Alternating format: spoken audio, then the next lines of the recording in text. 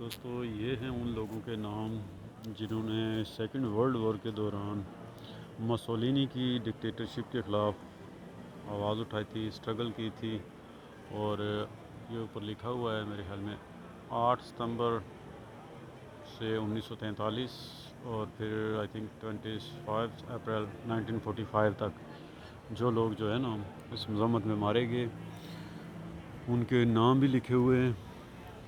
ٹھیک ہے، یہ ان کے نام ہیں. مسولینی جو کہ اٹلی کا ایک فاشسٹ حکمران تھا، ڈکٹیٹر تھا، جو ٹوٹلی جسے کہیں کہ ہٹلر کی سمجھے کٹ پتلی تھی اٹلی میں.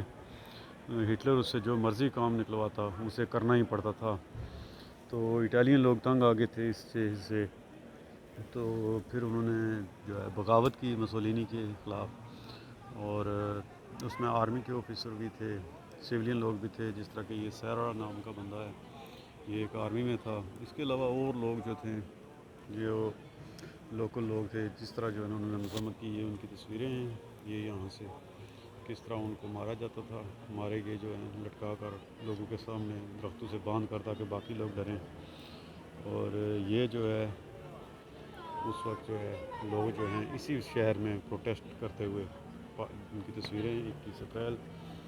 اور پھر جو ہے نا یہ جب آئی تھنک برٹش آرمی یہاں سے لیبیا کی سائڈ سے انہوں نے حملہ کیا تھا اٹلی پہ الائنس نے، اور پھر وہ اس شہر میں داخل ہوئے تھے، تو یہ اس شہر کی تصویر ہے جس میں ہم لوگ کھڑے ہیں. یہ اس طرف سے یہ آئی تھنک وہاں پہ یہ تصویر بنائی گئی ہے جہاں سے جو ہے الائنس فورسز آئی تھی.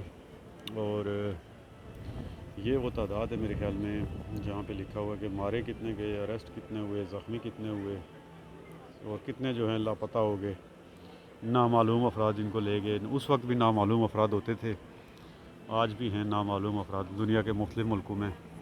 پاکستان میں تو خیر زیادہ لوگ اس کو جانتے ہیں نامعلوم افراد کو. تو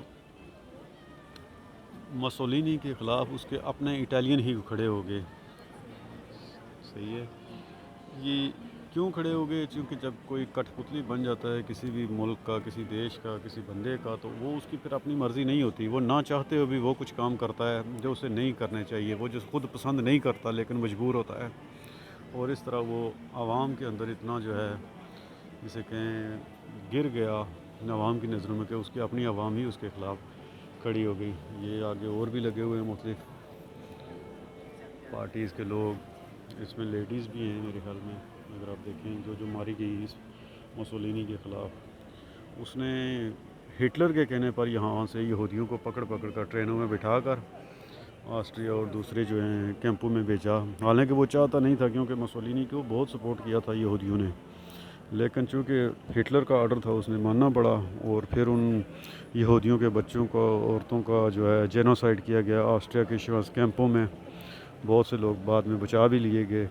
تو اس کے اوپر ایک ہالی ووڈ کی فلم بھی بنی ہوئی ہے لاسٹ ٹرین، اگر آپ دیکھیں تو اس میں بتایا جاتا ہے کہ اٹلی سے کس طرح لوگوں کو پکڑ کر ان کیمپوں میں لے جایا گیا. Okay, best of look.